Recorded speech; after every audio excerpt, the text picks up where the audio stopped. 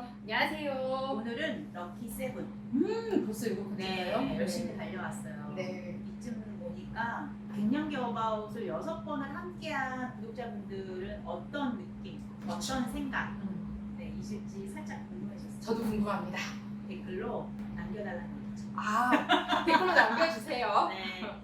자, 우리 그럼 6번 올 동안 갱년기에 관한 개념, 그리고 학술적 정보, 그리고 신체적 증상, 정서적 증상, 그리고 갱년기 여성과 함께 사는 가족, 친척, 친구, 네. 그리고 직장 동료들, 네. 어떻게 같이 이해하고 받아들이면 좋을지에 관한 얘기를 했잖아요. 네, 그렇죠. 오늘은 그래서 그럼 그래 갱년기인지 알았어, 나도 갱년기라고 저 얘기해요. 축하드려요. 그러면 네. 저도 보상받게요. 오세요. 네. 자, 그렇다면 앞으로 갱년기 그래서 어쩌라고? 어떻게 하면 터널 속을 잘 안전하게 지나서 하얀 빛을 볼 수 있게 할 것이냐? 작가님의 극복 방안 얘기도 들어보고 네네.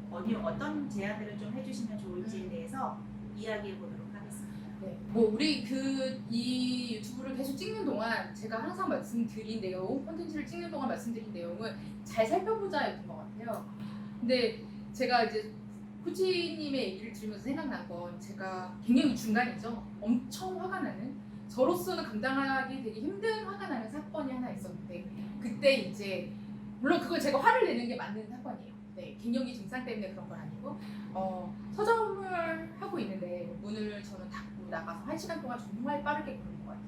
제가 그때 걸은 킬로미터가 한 6.5에서 7km를 걸었다고 저는 아직도 기억을 하고 있는데, 그러니까 횡단보도에 쓰는 시간 외에는 정말 빠르게 미친 듯이 걸어 다녔어요. 저한테는 제가 갖고 있는 감정을 소모하기 위한 시간이 필요했고, 그렇게 시간을 보내는 데 있어서 가장 좋았던 방법은 걷기였던 것 같아요. 그래서 만약에 여러분도 똑같이 무언가 감정이 차올라서 그것을 버려야 된다고 느껴지신다면 걷는 걸 추천드리고 싶어요. 제가 우리 박수현 작가님과 이거 외에도 자주 이렇게 얘기를 하고 하잖아요. 네. 그때마다 문득 엄청 놀라는 건 그런 상황에서 어떻게 브레이크를 걸 수 있지? 네, 코칭을 시청하는 고객들에게도 제가 브레이크를 걸어라라고 말씀을 하지만 쉽지 않거든요. 그렇죠. 그럼 여기서 궁금한 건 그렇게 막 6km, 7km를 빠른 속도로 걸었다고 말씀하셨는데 그 이후의 변화는 좀 어떠셨어요? 우선 가장 큰 거는 6km를 걷기 전에 화를 내는 것과 6km를 걷고 난 다음에 화를 내는 건 달라요. 보다 체계적으로 화를 낼 수 있어요. 전 그게 중요하다고 생각해요. 체계적으로 화를 낸다. 또 놀라워요. 왜냐하면 6km를 걷기 전에 화를 냈으면 분명히 저는 잘못된 화를 내서 또다시 제가 좌절했을 거예요. 그래서 나의 갱년기를 또다시 미워할 수밖에 없는 어떤 상황이 됐을 것 같고요. 6km를 걷고 난 다음에 화를 낼 때는 보다 조목조목 생각하죠. 네, 물론 화를 내지는 않았어요. 화를 내지는 않았지만 약간 그러면서 정리를 할 수 있었던 시간을 벌었던 것 같아요. 결국은 그런 상황을 내 편으로 만들었네요. 잘 모르겠어요. 화를 냈다면 어떻게 됐을까요? 화를 냈다면 그 편에서 저한테 모지쟁이라고 했을 것 같아요. 왜냐하면 굉장히 제가 부당한 처우를 받았다는 어떤 상황이었는데, 다시 생각해보면 그리 부당하지 않았을 수도 있겠다 싶은 마음이 들기는 하거든요. 네, 좋습니다. 자, 첫 번째는 그 상황은 일단 브레이크 걸고 네. 박수현 작가님의 제안 좀 걸어봐라. 네네. 환경을 바꿔라. 아니면 결국 네, 그쵸. 환경을 바꿔봐라 이건데. 그럼 또 두 번째. 두 번째는 일관된 것 중에 하나가 외부 지지 자원이었던 것 같은데, 외부 지지 자원으로 저는 지난 회차에 말씀드린 것처럼 멀리 있는 친구한테 도움을 받았다는 말씀을 드렸잖아요. 뭐 가까운 친구 같은 경우에도 같이 갱년기를 겪고 있는 친구들이 이게 해바라기 씨가 몸에 좋다. 네, 뭐 이런 걸 갖다 준다든가. 네, 이런 것들이 있죠. 실은 제가 처음에 갱년기를 겪었을 때 저랑 같이 일하는 청년들이, 제가 갱년기를 당연히 모르죠. 그리고 저랑 어떤 프로젝트 하나를 끝나고 저한테 석류즙을 선물로 갖다 줬어요. 와, 세심하네요. 그쵸. 근데 저는 화를 냈어요. 어머님은 갖다 드리라며. 왜냐하면 저는 아직 석류즙을 받을 나이가 아니라며. 제가 갖고 있었던 그러니까 물론 그들은 제가 화를 냈다는 걸 잘 모르겠죠. 그럼 저 혼자 제가 화를 냈다고 계속 생각을 하고 그들에게 미안함을 갖고 있었었거든요.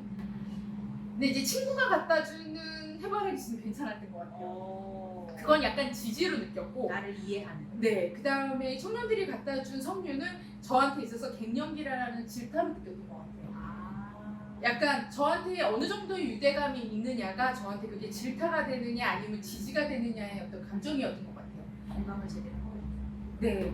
그래서 내 주변에서 공감이 돼서 선물하고 있는 것들에 대해서는 충분히 갱년기를 겪고 있는 여성들도 공감할 수 있다. 보시고 있는 자녀분들이나 남편이나 아니면 갱년기를 겪고 있는 남편의 부인분들은 지지할 수 있는 선물을 해주시는 것도 좋을 것 같아요. 그 반성하게 됩니다. 우리 언니의 아까 제가 볼빨간 거 막 놀리듯이 얘기했는데 공감하지 못하고 네, 저에게도 네, 필요한 대목이었네요. 자, 환경을 바꿔줘라. 적극적 경청을 통한 그런 관계에서 오는 공감을 해줘라. 네. 또 있을까요? 그리고 한 가지 추천드리고 싶은 건 저는 글을 썼지만 여러분들 같은 경우에는 일기를 써보시면 어떨까라는 생각을 합니다. 네. 네. 자기의 생각을 한 줄이 됐든 두 줄이 됐든 적게 되면 그것조차 이제 표출인가요? 네, 그렇죠. 표출이라는 단어를 쓰는 게 네. 맞는지 모르겠지만 표출되면서 약간 사라지는 것 같아요. 그러니까 정리가 돼서 무언가 한 켠에 꽂힌다고나 할까요? 그 감정이 정리가 돼서 한 켠에 꽂히면서 내가 거기서부터는 조금 빠져나올 수 있는 단계 그런 것들이 만들어지는 것 같아요.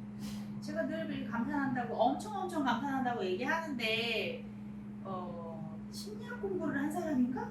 가끔 그런 생각이 들 정도로 시각화하는 거죠. 자신의 생각을 글로 네. 써서 시각화하다 보면 정리가 돼요. 그리고 아까 말씀하신 것처럼 표출, 개방 결국 같은 같은 단어거든요. 같은 의미인데 그렇게 함으로써 어쨌든 발산을 시키면서 그쵸. 이게 정리가 됩니다. 네.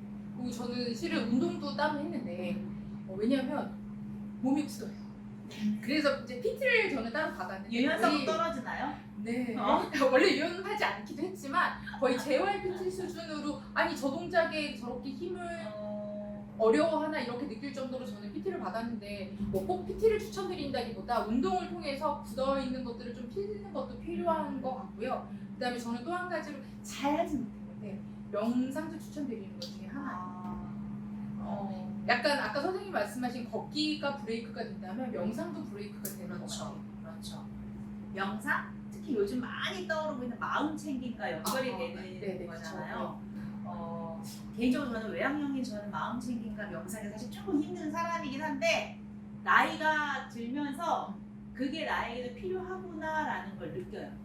그렇죠. 근데 이제 실은 제가 명상 책을 뭐 보거나 막 이랬을 때 명상하면 우리 여러분 어딘가에 딱 앉아가지고 이너 피스를 외칠 것 같지만 실제로 그런 것보다는 자고 일어났을 때 내지는 자기 전 맞아요.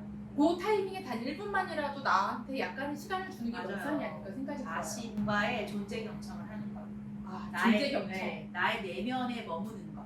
이게 결국 마음 챙김, 명상과 연결되는 건데 네. 작가님 말씀하신 것처럼 막 거창하게 막 가부좌 틀고 앉아가지고 막 클래식 음악 틀고 이렇게 하지 않아도 네. 정말 짧게 하루의 시작과 마무리를 간단하게 1분 정도 내 하루가 어땠으면 좋겠는지 나의 하루가 어땠는지에 대한 정리를 한다면 좋겠고요. 아울러 아까 말씀하신 것처럼 그거를 시각화해서 적어보는 것도 같이 연결이 되는 좋은 방법인 것 같습니다. 그리고 저희가 했던 것 중에 또 하나 추천드리고 싶은 거, 네 그거 하나는 뭐냐면 제가 자꾸 어떤 말을 했냐면 지겨워라는 말을 했어요.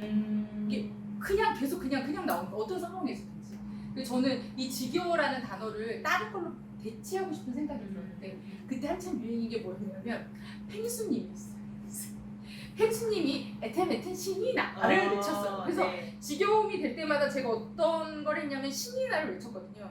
전혀 신이 나지 않지만 외치다 보면 신은 나지 않지만 지겨워라는 단어는 안 쓰게 되더라고요. 네, 맞아요. 근데 이게 약간의 문제가 뭐냐면 너무 자주 쓰다 보니까 제 주변에서 제가 신이 나를 외칠 때마다 지겨워? 라고 물어보게 되는 그런 안타까운 일이 있기는 했어요. 근데 그것도 약간 좀 유머러스하게 넘기는 이게 되는 것 같아요. 네, 스스로에게 그런 에템 신이나 이런 것도 거울 보면서 하는 거울 보면서? 네, 거울 보면서 자성예언 하듯이 나는 어떤 사람이다, 나는 네. 이랬으면 좋겠다 하는 것도 하나의 방법인 것 같습니다. 근데 가장 중요한 건 이 모든 걸 다 할 수는 없어요. 그렇죠. 저는 뭐 조금씩 해본 거지만 이 중에서 가장 자기한테 맞는 걸 찾는 게 필요한 것 같아요. 그렇죠.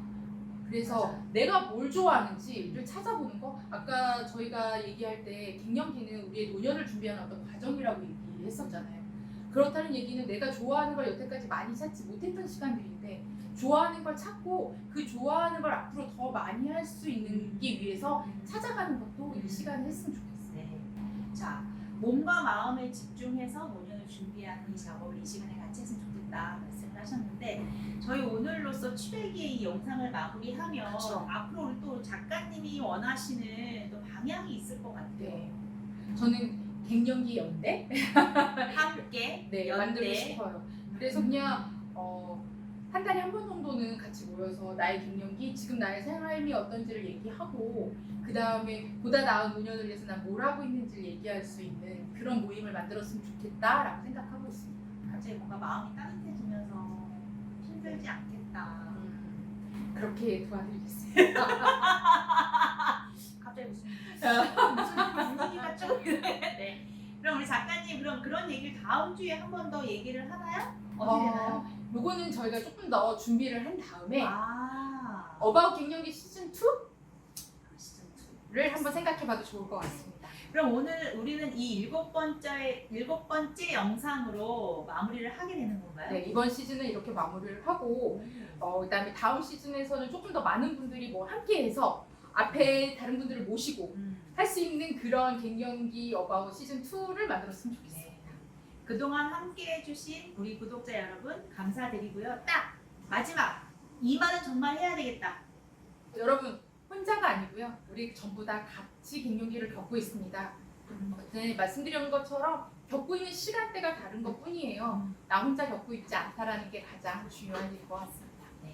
함께하는 갱년기 극복 잘 할 수 있을 거라 믿으면 이것으로 나는 갱년기다 갱년기 어바웃 영상을 마치도록 하겠습니다. 감사합니다. 고맙습니다.